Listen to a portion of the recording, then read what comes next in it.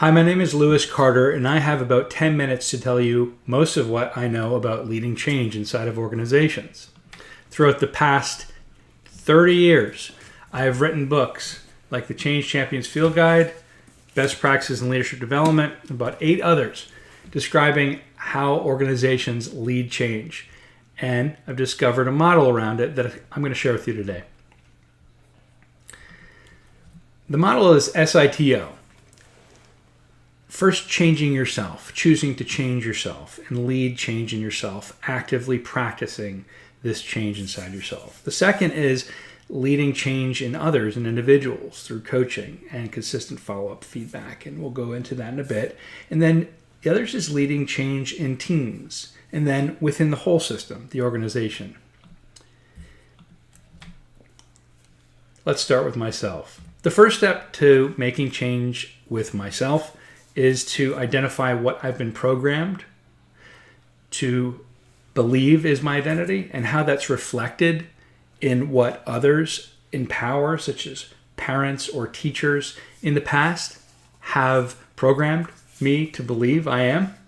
And what do I want to create? What do I want to develop in myself, create in myself that I want to be remembered for, that I should practice on a daily basis to become? How do we do that? We start by asking ourselves questions. I'd like you to write down on a sheet of paper the answers to the questions. Who is the you that you want to preserve? What are the aspects that have helped you and be successful in your life, in your work, that you want to preserve? That's going to become part of your questions around your daily practices. What do you want to preserve? What should you eliminate? What are the things that are holding you back, that are presenting barriers? Things that stop you from being positive, from being happy, from enabling and leading change inside your organization or moving forward and being a catalyst for change. What do you need to eliminate that is getting in your way? What do you need to accept? What do you need to accept in your current situation? Peter Drucker said that the people in power will always have the ability to make the decision. The people in power will always have the ability to make the decision. Make peace with it. We must learn to accept the things we cannot change, change the things we cannot accept, and have the wisdom to know the difference. Accepting these things, moving on, is critical.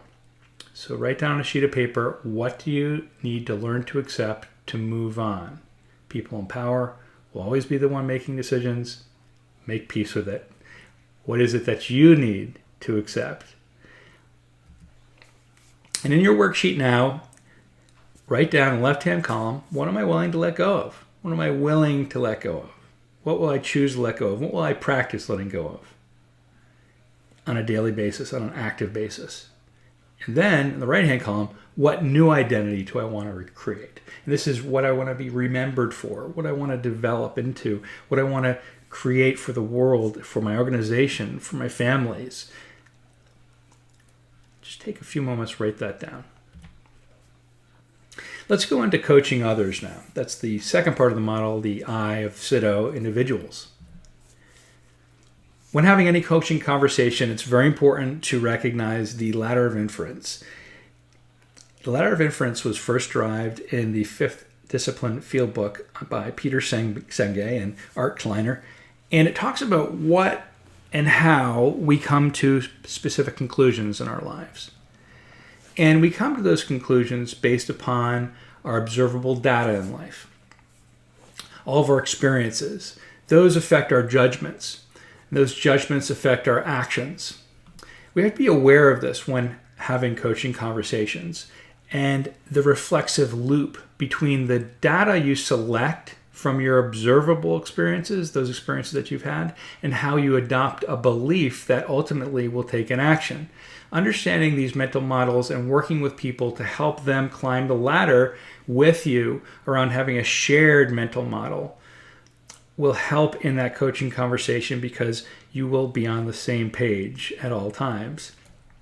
And it will enable you to create a kind of emotional connection, emotional intelligence, by individuals, between and among your coach and coachee, because there'll be less stress and less of a fight or a flight response and willingness to change. In any coaching conversation, it's important to be in that process of first critically thinking about why we're here, what we're doing, why I think what I think, what's leading me to specific conclusions, co-designing our future, what we know we can do, what is possible, and then taking action with follow-up consistently, and you can overcome any obstacle.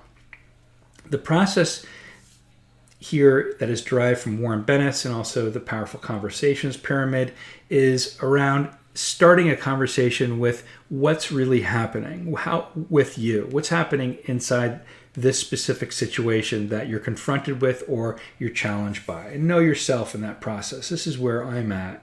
The second is when you're really talking about what's really happening inside the conversation, and then letting go of those kinds of assumptions or judgments so that you can move to the next part of the pyramid, which is designing your future together as a coach-coachee.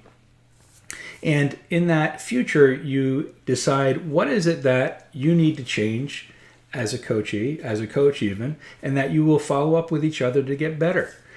And what do you need to know from your environment and from others to design that future? And in that conversation, what is it that you need to do that is possible to change? And then make it happen and follow up. This gives a structure for conversations that can easily go to the quicksand and go to places that you just don't want to go. It can be very challenging at times when there is very difficult conversations. Having a structure, though, really helps. Saying, this is why I'm here. This is the underlying reasons or assumptions that we're having. Let go of those assumptions so that we can begin designing our future. And then let's make it happen and follow up. If we get to the quicksand, we just pull ourselves back up and realize why we're there. And then go right up to let go and all the way up to the top of the pyramid and choose to change. When giving coaching conversations, there's one or two ways to give conversations in coaching. The first is feedback. Feedback immediately excites a person's emotion center of the brain, which is the amygdala. And when you excite this part of the brain, you end up increasing the amount of cortisol and stress within that individual, which shuts them down, and they begin a fight or flight response. And their willingness at that point to change is greatly reduced. Instead, feed forward is advice for the future. Let's not talk about what was. What was is the past. Let's talk about the future, what you can become.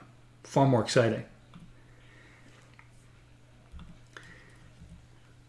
In your worksheet now, write down on the piece of paper, what do I need help in changing?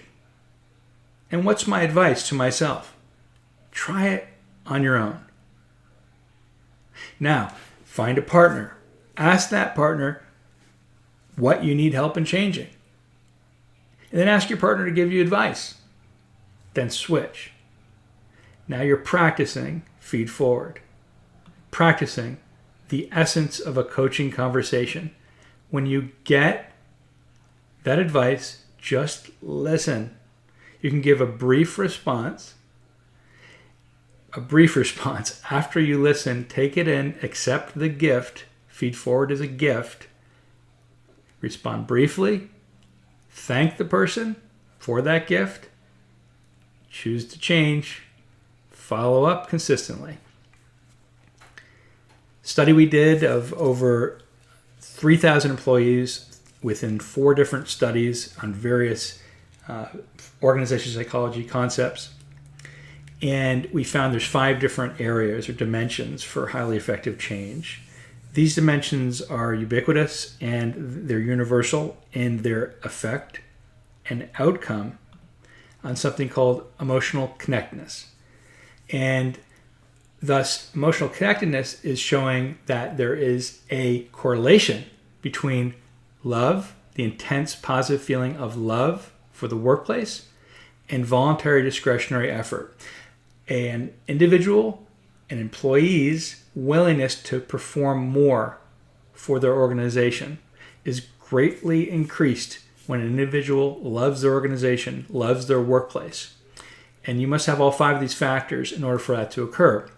And you must practice all these factors in order for it to occur. And I'm going to show you the research behind why it must be practiced.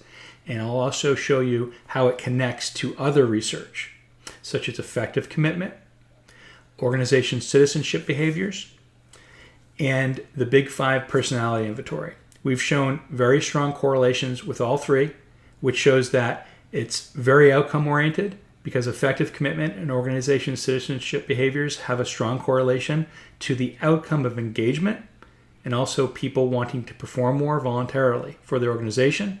And the Big 5 personality inventory also shows that strong, effective commitment and citizenship behaviors and being centered and not neurotic about their work, being able to go along as well as actively engage and be within a group in a strong way is the most accurate predictor of engagement.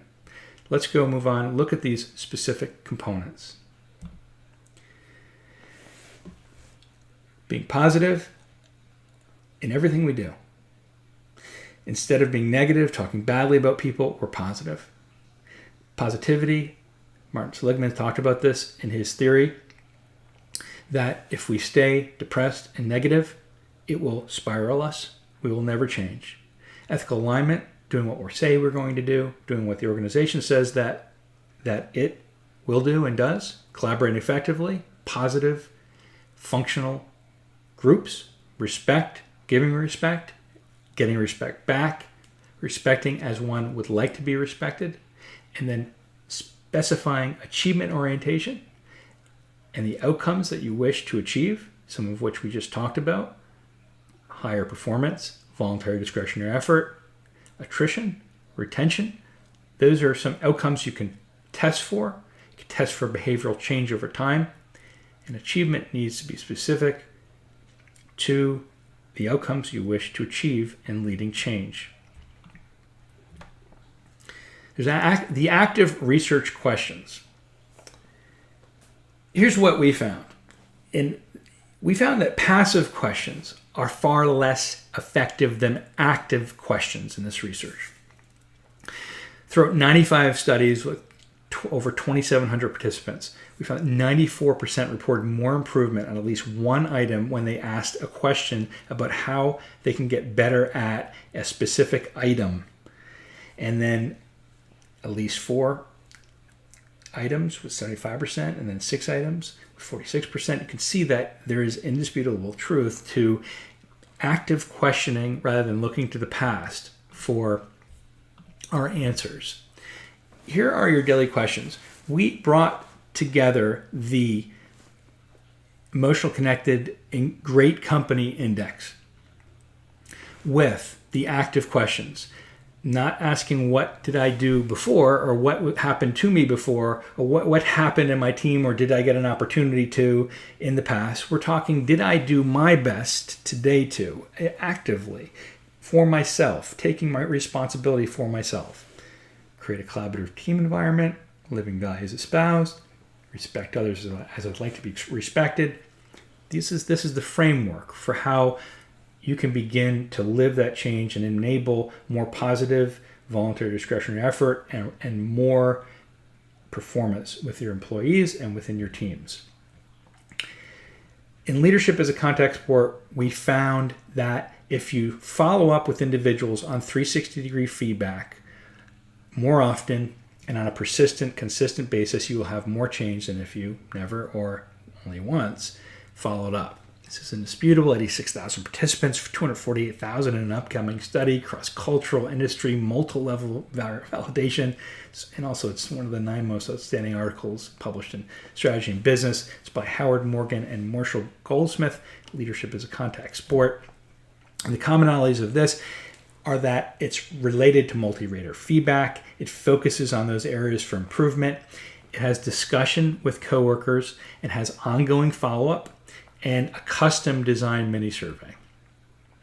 This is what happened with no follow-up, little follow-up, or increasing, some follow-up, frequent follow-up, and finally, consistent periodic follow-up.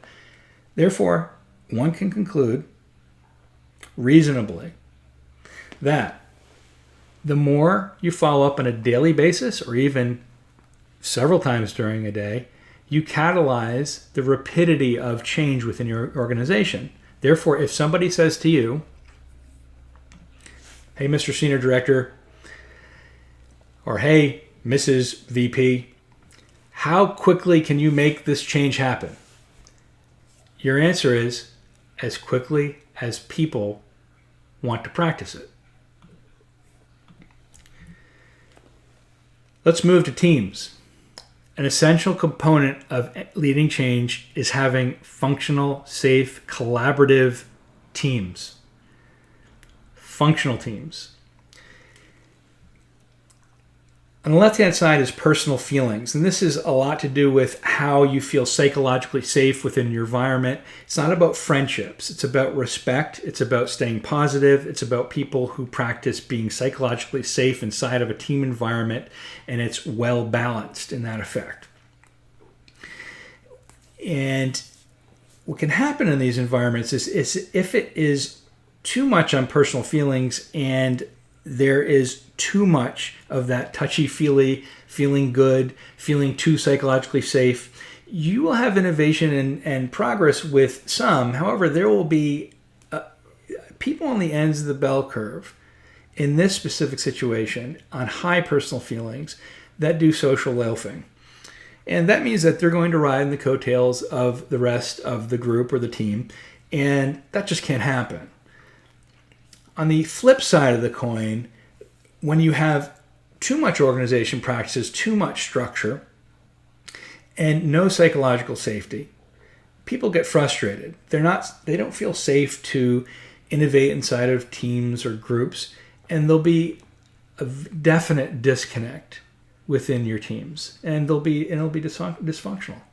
When you increase or get to the top of the personal feelings on this vertical axis and come to the most on the horizontal axis here of organization practices, you get to emotional connectedness, where you have higher voluntary discretionary effort and an increased willingness to perform more for your teams and your organization. The structure behind this is in team development, process consultation, and functional systems around team development. Let's talk about some. Eggershine and Tuckman talked about and described this process of coming together, storming to decide who is in power positions and who will be doing what and when and where.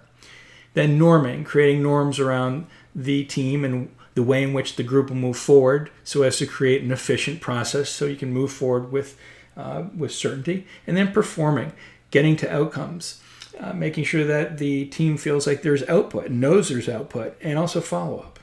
How do we get there? In order to get there, we need to be aware of and identify 4 different system types. These 4 different system types are random, closed, synchronous, and open. You might remember in the days in college when you were throwing things all around in your college dorm, or you were having a big jam session or going to a concert, and everybody was really excited and saying anything they wanted and doing whatever they wanted. It's a random environment. It can be really destructive in terms of behaviors, or it can be really innovative, where you create amazing new music, or you are able to develop new cool theories, or create a terrific new radio show on campus, or something that allows you to innovate on a consistent basis. That's random systems. Can be functional, dysfunctional. The other is a closed system. And closed systems are military type environments, and they can also be tyrannical social systems in their dysfunctional forms. It can be very clear and functional, though, when there's a clear chain of command and people know where they stand. They understand the overall vision. There's a kind of pragmatism around it, and understanding that when they do a certain thing, they will be rewarded. The other is a synchronous system where there's a strong purpose and vision. This can be very effective, and it could be much like an elementary school when you see kids who are in a cafeteria and they're very, very rambunctious. When the principal comes in and goes to the top of the stage, raises their hand, "I'm the principal," and then all of the kids are quiet immediately. That's a synchronous system, actually at its best. Synchronous system at its worst becomes cult-like, when people follow just for the sake that they think they have to follow, and they have no other choice than to follow. An open system is much like a jury. And of course, as you know, there's two types of juries. There's a hung jury that doesn't get to a certain place because they've had deadlock. And there's juries that come to decisions far too quickly, probably because they want to get to lunch. And there's ways to make those environments functional as well. Let's go through those systems types with regard to 4 different player roles that can make any of these 4 different system types functional. They're called the 4-player roles. The 4-player roles are the mover, supporter, challenger, and mirror. The mover initiates the talk, and they also bring the talk to action. The supporter follows and understands and is an additional vote. The challenger questions it and is sure that they are clear about what they're saying, and brings it to a higher conclusion as well. Challenges can break down good ideas to a point that they become even greater, so that we can deconstruct and construct something even better that is created by the team. Mirror. Somebody observes and corrects it. These are functional team roles that allow us to really become a part of a functional group or community. Equal airtime, equal representation of these roles will get you a high-functioning group and a high-functioning system. How to lead effective change in your organization. This is the last part of the change that I'll talk about today. And the transformation model goes like this. If we have consistent meetings, consistent messaging, consistent dialogue inside of our organization by those individuals that we've coached and that we've developed in teams to have more voluntary discretionary effort, they are now a part of new meeting structures. And this transformation model is for the whole system. This will involve creating dialogue groups, discussion groups, fireside chats with your CEO, where you're facilitating voluntary discretionary effort, a co-designed meeting that transforms people. When people are able to take ownership for the design of the meeting, and it's an open design meeting where they can create the agenda, they can facilitate it, it facilitates itself. Senior executives are involved in the process so they can bring in their consistent messaging. Other times they're not involved in the process so that your team can transform itself. And then measuring the results consistently throughout time to ensure that what was said in the group and what outcomes that they said they would do, they actually do. What's essential in this process that I would like everybody to know is that agreement to norms in the beginning to help each other, to grow with each other, to coach each other, and to take individual responsibility for changing themselves and recognizing what they are saying that may be negative and also positive, and stopping themselves from being negative in the process of the meeting, and others checking those people when they are negative. Backbiting, politicking, talking behind people's backs, avoiding people, any of these negative roles that people play inside of these teams, inside of your larger transformation that occurs, will only hurt things. Best way to do this is over 3 days. Typically it's half full half, And you can also do it in half days or even hours. As long as you create structure, allow for the team roles to occur, did some good coaching with people with voluntary discretionary effort, and you were ready individually to begin this whole system transformation. I'll leave you with a final thought. I was in a meeting with Frances Hesselbein, who is the former CEO of the Girl Scouts of America at the New York Stock Exchange. And I was facilitating the meeting, and Frances went over to me and she put herself into my ear. She just whispered in my ear and she said, "Louis, be careful of your thoughts, for they will become your words. Be careful of your words, for they will become your actions. And be careful of your actions, for they will define who you are." You all have the chance to define who you are and begin affecting and leading change inside your organization. Now go get them.